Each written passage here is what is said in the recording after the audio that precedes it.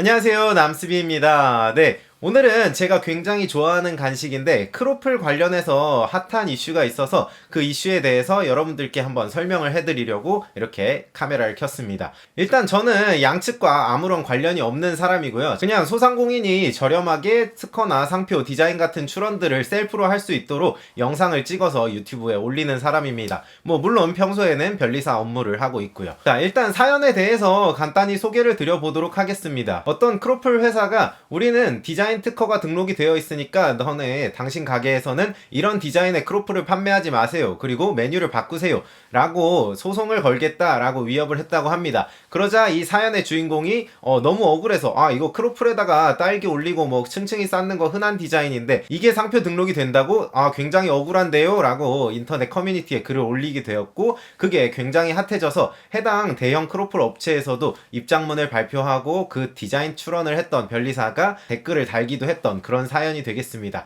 일단 사연 요약은 간단히 여기까지 하고 본론으로 들어가서 양측 입장을 한 번씩 살펴보면서 제가 법적으로는 어떻게 되는지에 대해서 설명을 드리면 좋을 것 같습니다. 네, 그러면 바로 사연의 내용을 같이 읽어보도록 하겠습니다. 중요한 부분만 읽을 거고 다 읽지는 않을 거예요. 대형 크로플 회사의 갑질, 소송당할 위기에 처했습니다. 제발 도와주세요. 이렇게 글을 썼네요. 크로플에 대해서 이렇게 설명을 해놓고 크로플이라는 게 몇 년 전부터 갑자기 유행을 타면서 저도 집에서 만들어 먹고 사 먹기도 하고 그랬는데 한 대형 크로플 회사가 크로플 케이크라고 크로플을 층층이 쌓고 크림과 딸기 장식을 올린 케이크를 2021년 11월 말에 출시를 했는데 며칠 전 이 업체가 크로플 케이크가 본인들의 독점적 디자인으로 디자인 특허 등록이 완료되었고 앞으로 타 업체가 크로플 케이크를 판매할 경우 법적 소송을 할 거라고 경고를 해왔다고 합니다.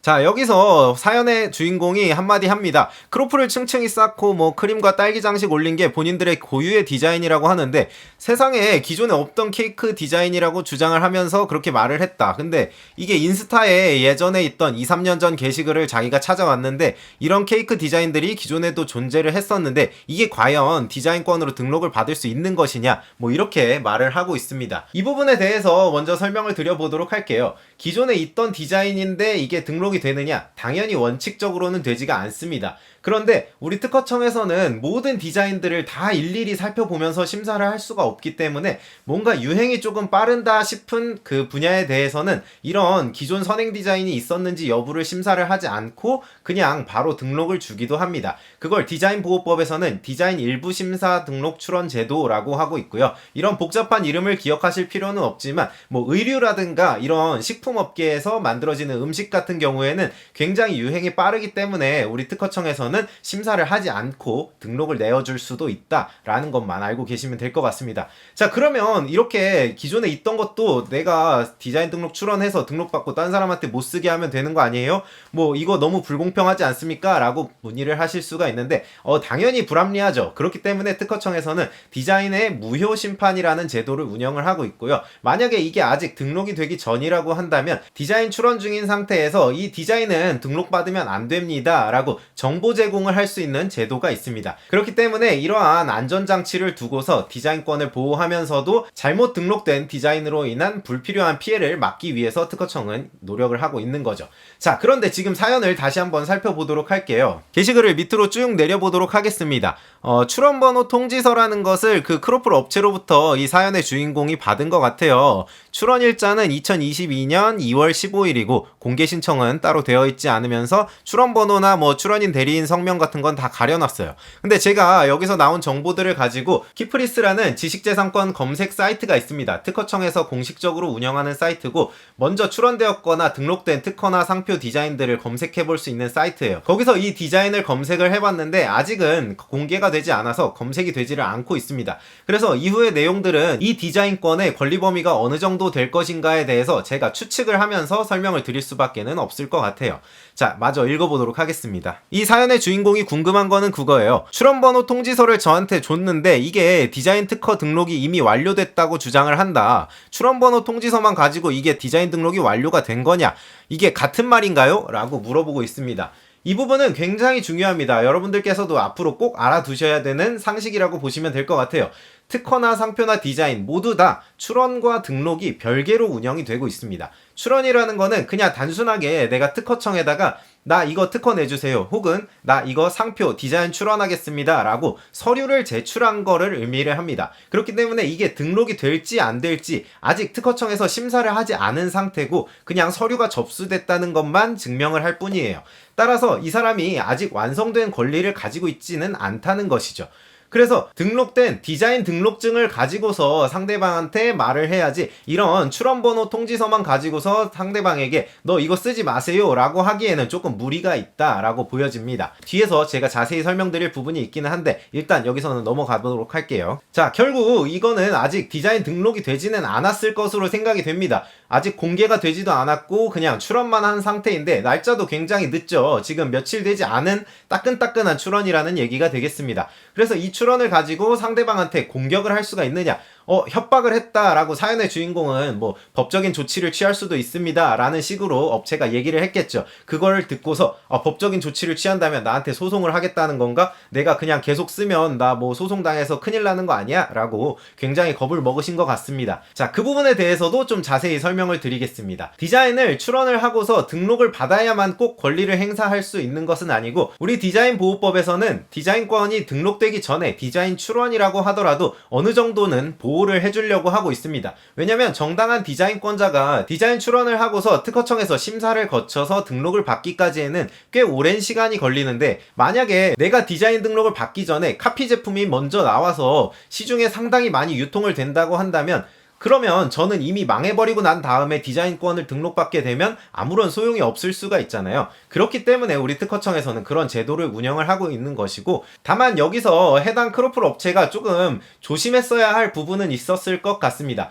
네, 디자인보호법 제53조가 되겠습니다. 같이 한번 읽어보도록 할게요. 출원 공개의 효과라고 해서, 디자인 등록 출원인은 52조에 따른 출원 공개가 있은 후 그 디자인 등록 출원된 디자인 또는 이와 유사한 디자인을 업으로서 실시한 자에게 디자인 등록 출원된 디자인임을 서면으로 경고할 수 있다라고 되어 있습니다. 그래서 상대방한테 서면으로 경고를 하기 위해서는 디자인 등록 출원이 공개가 되어 있는 상태여야 합니다. 이렇게 공개도 되지 않은 상태에서 상대방한테 경고를 한다는 것은 조금 위험할 수도 있는 행위가 되겠습니다.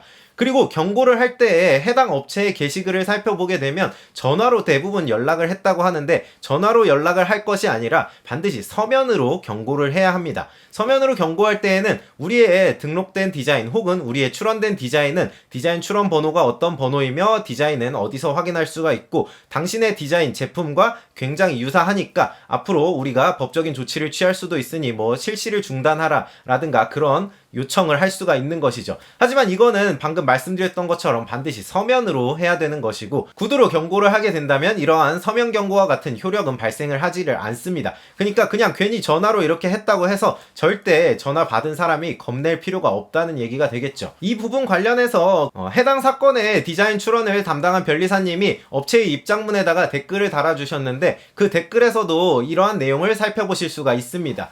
디자인 등록 출원된 권리에 대해서도 충분히 서면 경고를 할 수가 있다라는 거를 설명을 해주시고 계시는데, 같이 한번 읽어보도록 하겠습니다. 안녕하세요. 본 디자인 출원을 대리하는 특허법인의 변리사입니다. 블라블라 심려를 끼쳐드려 죄송하다라는 말씀을 드리고 있습니다. 라고 하고 있습니다. 그 뒤에 이제 해당 업체 측에서 유사 제품에 대한 제재가 가능한지 문의하였을 때, 당소에서는 디자인 출원 후 등록 전이라도 동일 유사한 디자인을 실시하는 업체에 대해서 법적 효력은 없으나 실시 중지를 요청할 수 있다고 조언한 바가 있습니다. 라고 얘기를 하고 있습니다.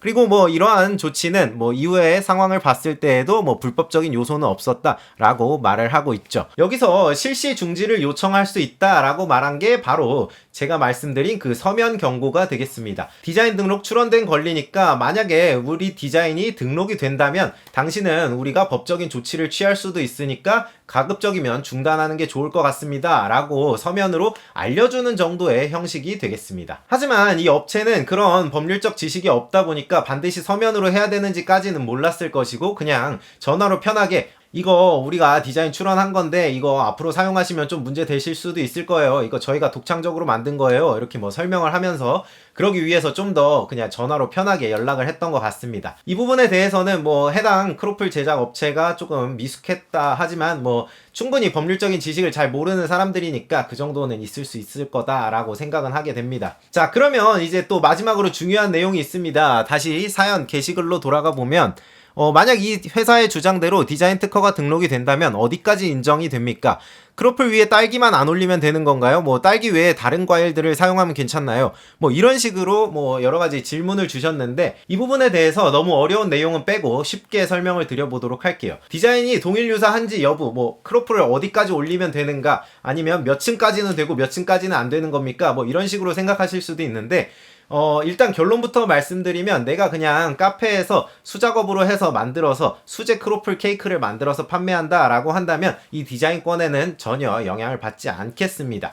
왜냐면 디자인권이 보호하고자 하는 권리는 공업적인 방식을 이용해서 생산한 제품에 대해서만 권리를 보호를 해주고 있습니다. 따라서 디자인 자체가 공업적인 방식을 이용해서 생산된 디자인이어야지만 등록이 가능을 하고요. 따라서 지금 사연에 해당 대형 크로플 업체는 아마 공장에서 그 크로플 케이크를 만들고 있는 것 같습니다. 카페에서 일일이 층층이 쌓고 올린 다음에 마지막 데코레이션 딸기까지 올려서 그걸 포장해서 판매를 하는 것이 아니라 그냥 공장에서 나온 그 자체를 가지고 포장까지 완벽하게 되어 있는 상태가 공장에서 나와서 그대로 판매를 하고 있는 것이죠. 아마 이런 크로플 케이크를 디자인권으로 보호를 하고 있는 것이지 일반 소상공인들이 가게에서 직접 수제로 만들어서 층층이 쌓아가지고 마지막 내가 직접 손으로 데코 올려서 판매하는 그런 크로플 케이크까지 제재를 하기 위한 그런 디자인권은 아니라는 말씀입니다. 좀 더 쉽게 설명을 드리면 우리가 비비고 만두가 만약에 디자인권이 등록이 되어 있다라고 한다면 비비고 만두는 다 공장에서 만들어져서 판매를 하는 거잖아요. 그렇기 때문에 그 비비고 만두는 비비고의 카피 제품을 없애기 위한 디자인권이 되는 것이고 저희 동네에서 할머니가 분식집을 운영을 하시는데 그 분식집 할머니가 수제로 아침에 빚어가지고 판매하는 그 만두를 잡기 위해서 비비고 만두의 디자인권이 존재하는 것은 아니라는 말씀입니다.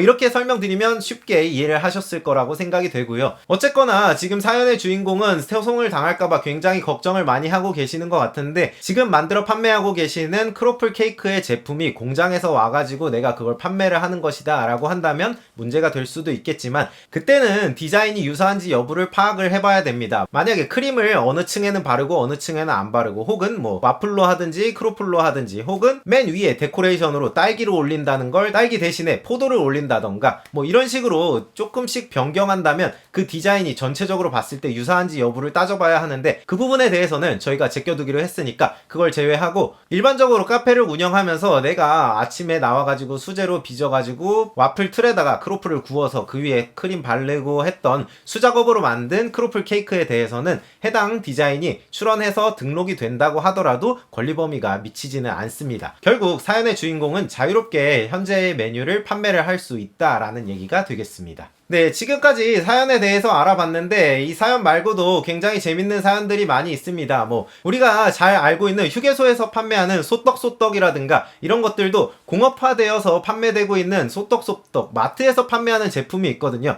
이런 마트 제품들 같은 경우에 이제 디자인권이 등록되어 있기도 하고 그 디자인을 가지고 분쟁이 일어났던 실제 사례도 있기도 합니다. 다음에도 또 이렇게 핫한 이슈가 있으면 여러분들께 디자인권에 대해서 쉽게 설명드릴 수 있는 기회가 왔으면 좋겠고요. 지금까지 재밌게 시청해 주셨다면 좋아요와 구독도 꼭 눌러주시면 좋겠습니다. 뭐 궁금한 사항 있으시면 댓글이나 이메일로 연락 주시면 될 것 같습니다.